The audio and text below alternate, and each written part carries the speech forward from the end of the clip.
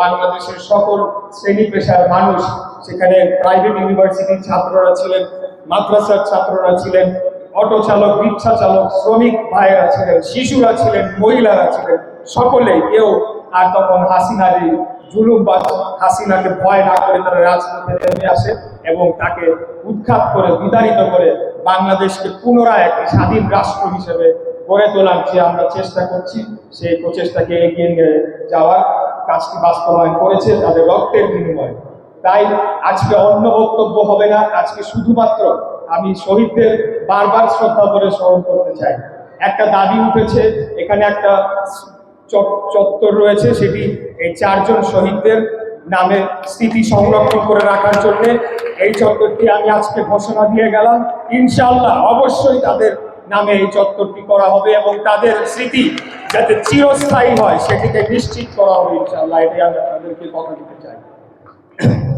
আমাদের যে ভাইয়েরা যেভাবে রাজপথে নেমে এসে তারা গুলির মুখে দাঁড়িয়ে থেকে এই আন্দোলনকে সফল করেছে, আমাদের এই সংগ্রামকে সফল করেছে, আমার মনে হয় যে বাংলাদেশের মানুষ তাদের রক্তের চিরঋণী হয়ে থাকে এবং এই যে তারা তাদের জীবন দিয়েছে সেটির প্রতি যদি আমরা শ্রদ্ধাবোধ, সম্মানবোধ রাখতে চাই, তাহলে যে উদ্দেশ্যে তারা বাংলাদেশের এই আন্দোলনে যোগদান করেছিল, যে বাংলাদেশকে একটি বৈষম্যহীন গণতান্ত্রিক স্বাধীন রাষ্ট্র হিসেবে প্রতিষ্ঠা করা হবে, যেখানে কোনো ধনী গরিব, কোনো শ্রেণী পেশার মধ্যে কোনো বিভেদ করা হবে না, আইন সকলের জন্য সমান হবে এবং বাংলাদেশের জনগণ সরাসরি ভোট দানের মাধ্যমে তাদের নির্বাচিত সরকার প্রতিষ্ঠা করবে এবং পরবর্তীতে সকল রাষ্ট্রীয় সুযোগ সুবিধা বা চাকরির ক্ষেত্রে যাতে কোনো বৈষম্য না হয়, এরকম তো একটা রাষ্ট্র দেখার জন্য তারা আন্দোলনে নেমেছিল।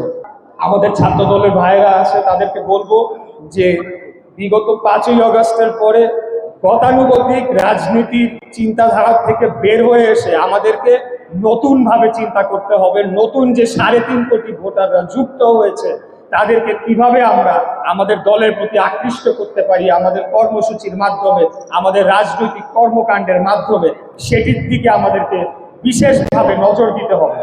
আপনারা জানেন যে বিভিন্ন জায়গায় এবং তারা বিভিন্ন ধরনের দুর্নীতিতে জড়িয়ে পড়েছে, বিভিন্ন ধরনের অপকর্মে জড়িয়ে পড়েছে। আমি মনে করি তাদের এই অপকর্ম রুখে দেওয়ার দায়িত্ব আমাদের, যদি শহীদদের আত্মার প্রতি আমরা সেই শ্রদ্ধার জায়গাটি ধরে রাখতে চাই। নতুনভাবে আমাদের চিন্তা করতে হবে। 3.5 কোটি ভোটাররা যুক্ত হয়েছে, আমাদের শুধু আগামী নির্বাচন, আমি ছাত্রদল করবো, আগামী নির্বাচনের কথা চিন্তা করলেও হবে না। তার পরবর্তী 5 বছর পরে আবার কিন্তু আমাদেরকে জনগণের কাছে যেতে হবে, তারপরে আবার জনগণের কাছে যেতে হবে, বারবার আমাদেরকে জনগণের কাছে যেতে হবে, জয় করে নিয়ে রাষ্ট্র ক্ষমতায় আসতে হবে। এর অন্য কোনো বিকল্প নাই। বাংলাদেশে আর কোনোদিনও স্বৈরাচারী কায়দায় ক্ষমতা দখল আমরা হতে দেব না ইনশাআল্লাহ। সংস্কারের নামে অনেক কালক্ষেপণ করেছেন, কিন্তু আমরা দৃশ্যমান কোন বিচারের কর্মকাণ্ড এখন পর্যন্ত কেন দেখতে পেলাম না?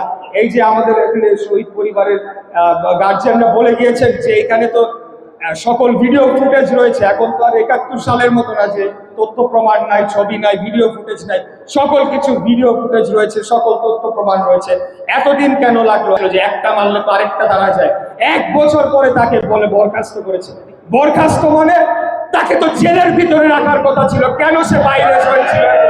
সেই জবাব আমরা এই বর্তমান সরকারের কাছে চাই। এই বর্তমান সরকার তারা অনেক, যেটা বলেছি, অনেক কিছুই বলছে, কিন্তু তাদের চারপাশে স্বৈরাচারের দোসর দিয়ে ঘেরা, সেইভাবে তারা দেশকে চালাচ্ছে। আমি তাই তাদেরকে আহ্বান জানাবো, আমরা আপনাদের শত্রুরা, এনসিপি-কে বলবো আমরা আপনাদের শত্রুরা।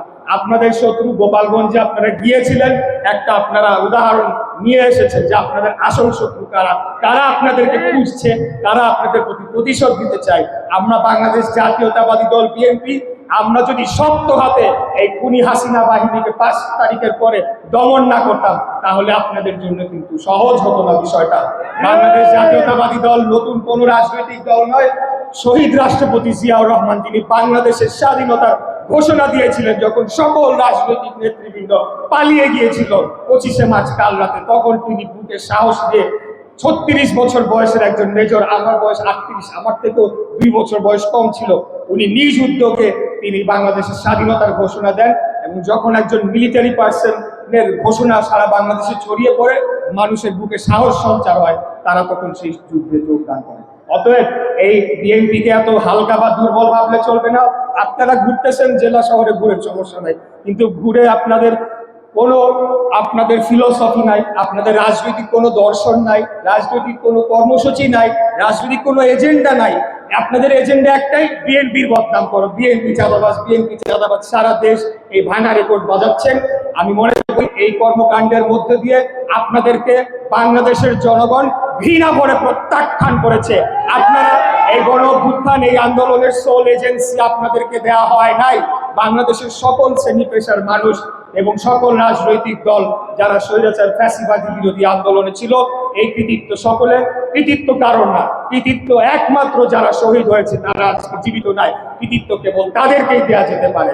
আর অন্য যারা এটার জন্য কৃতিত্ব দাবি করে ব্যবসা করার চেষ্টা করবে, তাদেরকে বলবো ৭১-এর চেতনাবাজদের দেখেছেন না কি অবস্থা হয়েছে, একই পরিণতি আপনাদের হবে। অতএব আপনারা একটা সহ অবস্থানের রাজনীতিতে আসে, আমরা পাশাপাশি সহ অবস্থান করতে চাই। সকলেই বাংলাদেশের আমরা নাগরিক, যে যার মত প্রকাশ করব, আরেকজনকে আমরা আক্রমণ না করে আমরা সেই কাজটি করব। তাহলে আমি মনে করি যে আগামী দিনে একটা হিংসা বিদ্বেষের বদলে একটা ভ্রাতৃত্ববোধের রাজনীতি আমরা গড়ে তুলতে পারবো, যেটা আমাদের জন্য অত্যন্ত প্রয়োজন। আমরা খুবই একটা ভালনারেবল জায়গায় রয়েছি। আমরা যদি জিওগ্রাফিক্যালি বা ভৌগোলিক অবস্থানগত হিসাবে দেখি, আমাদের কিন্তু অত্যন্ত একটা স্পর্শকাতর অবস্থানের মধ্যে দিয়ে আমরা যাচ্ছি।